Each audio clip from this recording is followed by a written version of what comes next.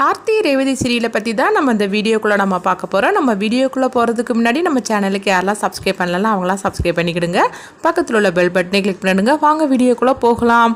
கார்த்தி பார்த்தோம்னா பாட்டி எந்த தப்புமே பண்ணலை அப்படின்னு சொல்லிக்கிட்டு அவங்க எல்லா ஆதாரத்தையும் அவங்க போலீஸ்காரங்கிட்ட கொடுக்கவும் அந்த ஆதாரத்தை பார்த்ததுமே மாயாவை அரெஸ்ட் பண்ணிடுறாங்க. அப்போ மாயா சொல்கிறாங்க, என்ன இந்த மாதிரிக்கு ஒரு நிலைமையில கொண்டுட்டு வந்துட்டு இல்லை ஒன்று நான் சும்மா விட மாட்டேன் அப்படிங்கவும் அப்போ கார்த்தி சொல்கிறாங்க, அப்படியா சரி அதை தான் பார்த்துடலாம் அப்படிங்கும்போது இப்போ மயில்வாகனை சொல்கிறாங்க, இங்கே பாரு நீயும் இப்படி தான் இருக்க போகிற, இன்னமுள்ள நிரந்தரமான இடம் உனக்கு இதுதான் அப்படின்னு சொல்லிக்கிட்டு மயில்வாகனம் வராங்க. மாயா பயங்கரமாக கோபத்தோடு இருந்துட்டு இருக்கிறாங்க. இப்படி கார்த்தி நம்மளை மாட்ட வச்சுட்டான்னு அப்படின்னு சொல்லிட்டு அடுத்து பார்த்தோம்னா பாட்டி கார்த்திகிட்ட சொல்றாங்க, என்னையா ரொம்பவே கஷ்டப்பட்டுட்டே அப்படிங்கும்போது அப்படிலாம் ஒன்றும் இல்லை பாட்டி, நீங்கள் எந்த தப்புமே பண்ணாதவங்க, அதனால நியாயம் உங்கள் பக்கம் தான் இருக்குது அப்படின்னு சொல்லவும் நீங்கள் அதை பற்றிலாம் ஒன்றும் கவலைப்பட வேண்டாம் வாங்க பாட்டின்னு சொல்லிட்டு அவங்க அழைச்சிட்டு போகிறாங்க.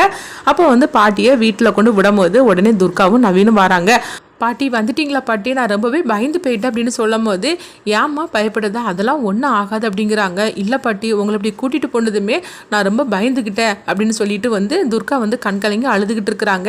என்னால் தானே உங்களுக்கு இவ்வளோ பிரச்சனையா அப்படின்னு சொல்லி கேட்கும்போது என்னடா அப்படி பேசிகிட்டு இருக்கிற, அதெல்லாம் எனக்கு ஒரு பிரச்சனையும் கிடையாதுமா அப்படின்னு சொல்லிட்டு இருக்கும்போது இல்லை பாட்டி என்னாலேயும் அம்மாவாலேயும் உங்களுக்கு எவ்வளோ தான் பிரச்சனை, அம்மாவால் தானே இவ்வளோ பிரச்சனை நீங்கள் சந்திச்சிட்டு இருக்கிறீங்க அப்படிங்கும்போது அப்போ உடனே பாட்டி சொல்லிட்டு இருக்கிறாங்க, ஆமாம் நீ சொல்கிறதுலாம் சரிதான், என்ன இருந்தாலும் சரிதான், சிவகாமியோட கதை முடிஞ்சதுக்கு நாங்கள் தான் காரணம் அப்படின்னு சொல்லிட்டு குற்ற உணர்ச்சியோட இத்தனை நாள் இருந்துட்டு இருந்தோம். ஆனால் எப்போ நான் தப்பு பண்ணலன்னு தெரிஞ்சதோ அதை உங்கள் அம்மா கிட்ட நம்ம நிரூபிச்சிடலாம், அதுக்கு பிறகு இந்த ரெண்டு குடும்பமும் ஒன்று செந்துருன்னு சொல்லிக்கிட்டு நான் ஆசைப்பட்டேன். ஆனால் கடைசியில் சண்முகம் இப்போ உயிரோடு இல்லாமல் போயிட்டான், அதனால இப்போ என்ன பண்ணுறதுக்கு தெரியல, கடைசியில் உங்கள் அம்மா கிட்ட நிரூபிக்க முடியாமையே என் கதை முடிஞ்சிரு போலுக்கு அப்படிங்கும் போது அப்போ உடனே காத்து சொல்கிறாங்க, பாட்டி நீங்கள் கவலைப்படாதீங்க, கண்டிப்பாக நடக்காது.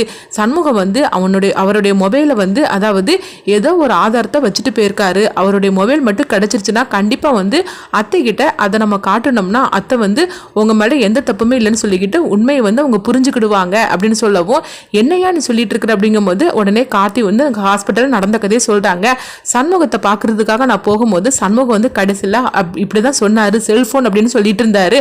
ஆக மொத்தத்தில் அவருடைய செல்போன்ல ஏதோ ஒரு ஆதாரத்தை நம்மளுக்காக விட்டு வச்சிருக்கிறாரு, அந்த போன் தான் இப்போ எங்க இருக்குன்னு தெரியல அப்படின்னு சொல்லவும் என்னைய அப்படிலாம் பேசிட்டு இருக்கிற, இப்படி ஒரு ஆதாரம் இருக்குதா, அப்போ அந்த செல்போன் கிடைச்சிருச்சுன்னா அப்போ அதில் இருக்கிற ஆதாரத்தை நம்ம காட்டினோம்னா உங்கள் அத்தை எங்கள் மேலே எந்த தப்புமே இல்லைன்னு சொல்லிக்கிட்டு அவள்கிட்ட நம்ம உண்மையை சொல்லிடலாம் அப்படிங்கவும் ஆமாம் பாட்டி நானும் அவங்க பேத்திக்கிட்ட போய் இந்த விஷயத்தை பற்றி சொன்னேன். அப்போது அவங்க நம்பர் கொடுத்தாங்க, அந்த ஃபோன் இப்போ எங்கே இருக்குன்னு தெரியல, அந்த ஃபோனை மட்டும் நம்ம கண்டுபிடிச்சிட்டா போகிறோம் அப்படின்னு சொல்லவும் உடனே நவீன் சொல்லிட்டு இருக்கிறாங்க, கார்த்தி எப்படியாவது அந்த ஃபோனை கண்டுபிடிக்கணும், உங்களுக்கு நான் ஏதாவது ஹெல்ப் பண்ணணும்னா சொல்லுங்கள் அப்படின்னு சொல்லும் போது அதெல்லாம் ஒன்றும் பிரச்சனை இல்லை நான் பார்த்துக்கிறேன் அப்படிங்கிறாங்க. சரி பாட்டி நீங்கள் பத்திரமா இருங்க, துர்கா பாட்டி நல்லபடியாக பார்த்துக்கோ அப்படிங்கும்போது சரிதான் அப்படின்னு துர்காவும் நவீனும் சொல்லிட்டு இருக்கிறாங்க. அடுத்து பார்த்தோம்னா இந்த விஷயம் எல்லாமே சிவனாண்டி சந்திரகலாவுக்கு கூப்பிட்டு சந்திரகலாட்ட இந்த விஷயத்தை பற்றி பேசுகிறாங்க.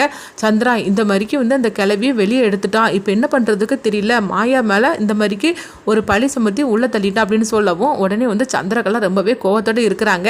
இந்த விஷயத்தை பற்றி இப்போமே நான் அக்கா கிட்ட போய் நான் சொல்கிறேன், அந்த கார்த்தி இந்த கிளவி வெளியே எடுத்துட்டானா இப்போ பார் அப்படின்னு சொல்லிட்டு சந்திரகலா போகவும் அப்போ முத்துவேல் சிவனாண்டிகிட்ட சொல்கிறாங்க, எப்படியோ மகனே நம்ம சண்முகத்தோட கதையை முடிச்சிட்டோம், அப்படி மட்டும் முடிக்கலன்னு வச்சுக்கோங்க இந்த நேரம் நம்ம ரெண்டு பேரும் உள்ளே போயிருப்போம். அது மட்டும் இல்லாமல் சந்திரகலா நம்மளுக்காக ஆதரவாக இருந்துட்டுருக்கிறா, ஆனால் அம்மாவோட கதையை முடித்தது நான் தான் அப்படிங்கிற உண்மையை தெரிஞ்சிச்சுன்னா கண்டிப்பாக சந்திரகலா அவ்வளோதான், அவன் நம்மளுக்கு எதிராக திரும்பிடுவா, அப்புறமா நம்மளால் எதுவுமே செய்ய முடியாது அப்படிங்கவும் ஆமா சித்தப்பா நீ சொல்கிறதெல்லாம் கரெக்டு தான், நல்ல வேளை சண்முகத்தோட கதையை நம்ம முடிச்சிட்டோம், அவன் மட்டும் உயிரோடு இருந்திருந்தோம்னா அவ்வளோதான், நினச்சி பார்க்குறதுக்கே முடியல அப்படின்னு சொல்லிட்டு இருக்கிறாங்க. எப்படியோ மாப்பிள்ள இந்த பிரச்சனையிலேருந்து நம்ம வெளியே வந்துட்டோம், மாயா அதில் சிக்கிக்கிட்டா, ஆனால் மாயா என்னை பற்றி எதுவுமே சொல்லாமல் விட்டுட்டால, அதுதான் எனக்கு ஒன்றும் புரியல அப்படிங்கவும் சரிதான் சித்தப்பு நம்ம மாயாவை நம்ம பார்க்க போகலாம் அப்படின்னு சொல்லிட்டு இருக்கிறாங்க. அடுத்துங்க பார்த்தோம்னா சந்திரகலா நேராக இங்கே சாம்பிடி சொல்லிட்டு வராங்க. அப்போ சாம்பிடி சொல்லிட்டு சொல்கிறாங்க, அக்கா அந்த கிளவியை உன் டிரைவர் மாப்பிள்ள வெளியே அழைச்சிட்டு வந்துட்டாங்க அப்படிங்கவும் இது கிட்டதுமே சாம்பிடி சொல்லி கேட்குறாங்க. என்ன சந்திரா சொல்கிற, நீ சொல்கிறதெல்லாம் உண்மையானு சொல்லி கேட்கும்போது ஆமாக்கா இன்னும் எப்படி கொஞ்ச நேரத்தில் உன் டிரைவர் மாப்பிள்ள வருவார், அப்போ நீயே கேட்டு தெரிஞ்சுக்கோ, நான் சொன்னாதான் நீ நம்ப மாட்டியா அப்படின்னு சொல்லி கேட்டுட்டு இருக்கும் போதே கார்த்தி வந்துருந்தாங்க. என்ன மாப்பிள்ள சந்திரகலா சொல்றதெல்லாம் உண்மையா, அந்த கிளவியை நீ வெளியே அழைச்சிட்டு வந்துட்டீங்களா அப்படின்னு சொல்லி கேட்கும் போது அப்போ கார்த்தி சொல்றாங்க, ஆமாத்த நான் வெளியே அழைச்சிட்டு வந்துட்டேன் அப்படிங்கிறாங்க. எதுக்கு மாப்பிள்ள இந்த மாதிரிக்கு நீங்க செஞ்சீங்க அப்படிங்கும் போது பாட்டி மேலே எந்த தப்புமே கிடையாது, அதனால தான் செஞ்சேன் அப்படிங்கிறாங்க. என்ன சொல்லிட்டு இருக்கிறீங்க, எதுக்காக இந்த விஷயத்துல எல்லாம் நீங்க தலையிட்டு இருக்கிறீங்க அப்படின்னு கேட்கும்போது என்னத்த நீங்க இந்த மாதிரிக்கு பேசிட்டு இருக்கிறீங்க, என்ன இருந்தாலும் சரிதான் பாட்டி மேலே எந்த தப்பும் இல்லைன்னு தெரிஞ்சதுக்கு அப்புறம் அப்புறமா அவங்கள நான் சும்மா விட முடியுமா என்ன, அதுவும் இந்த வயசான காலத்தில் அவங்கள நம்ம பார்த்துக்கிட வேண்டாமா அப்படின்னு சொல்லும் போது, இங்கே பாருங்க மாப்பிள்ள, நீங்கள் செஞ்சது எனக்கு கொஞ்சம் கூட பிடிக்கவே இல்லை அப்படிங்கிறாங்க. இங்கே பாருங்கத்த, நான் செஞ்சதில் எந்த தப்பும் இருந்த மாதிரி எனக்கு தெரியல. அது மட்டும் இல்லாமல் அவங்க நிரபராதி, அவங்க இந்த தப்பெல்லாம் பண்ணியிருக்க மாட்டாங்க.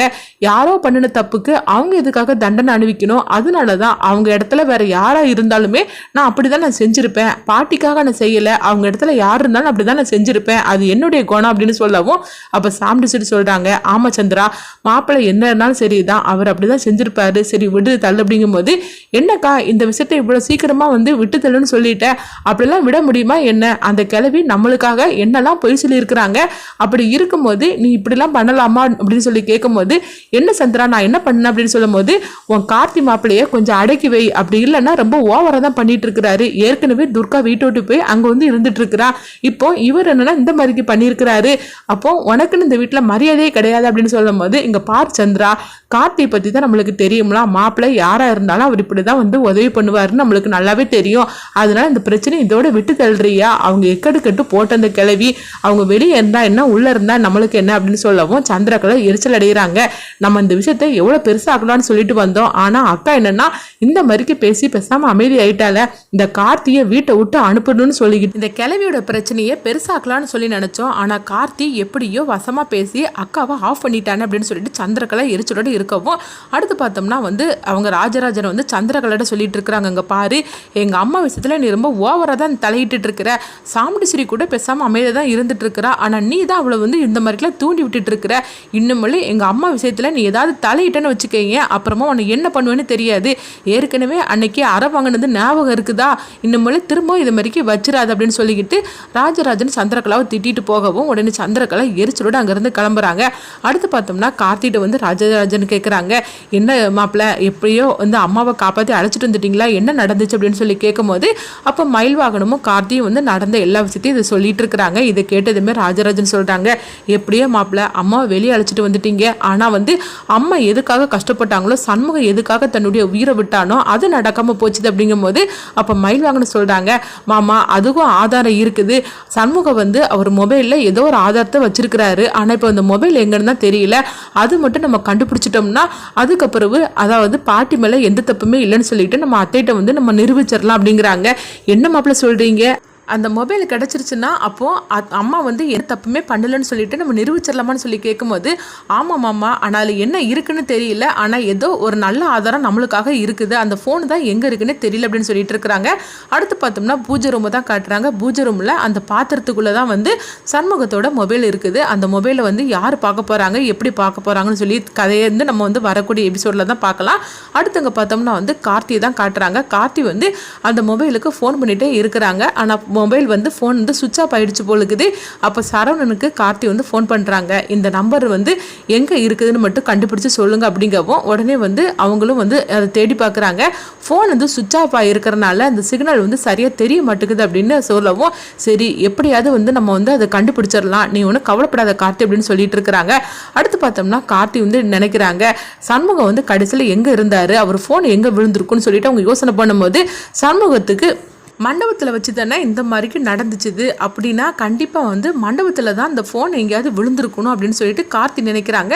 அப்போ அதை பற்றி யோசனை பண்ணிகிட்டு இருக்கும்போது இப்போ மயில்வாகனத்திட்ட வந்து சொல்கிறாங்க, அதாவது இந்த மொபைல் வந்து மண்டபத்தில் வச்சு தான் இந்த மாதிரிக்கு சண்முகத்துக்கு நடந்துச்சுது, அதனால் மண்டபத்தில் தான் எங்கேயாவது விழுந்திருக்கணுமோ, சிசிடிவி ஃபுட்டேஜை நம்ம வந்து செக் பண்ணி பார்த்தாக்கி தெரியுமே அப்படின்னு சொல்லிட்டு கார்த்தி சொல்லவும், இதை கிட்டதுமே மயில்வாகனமும் சொல்கிறாங்க, ஆமாம் சகல நீ சொல்கிறது கரெக்டு தான் அப்படிங்கிறாங்க. அடுத்து கார்த்தி வந்து இந்த மொபைலை கண்டுபிடிச்சிருவாங்களா, அடுத்து என்ன நடக்க போகுதுன்னு சொல்லி பார்க்கலாம்.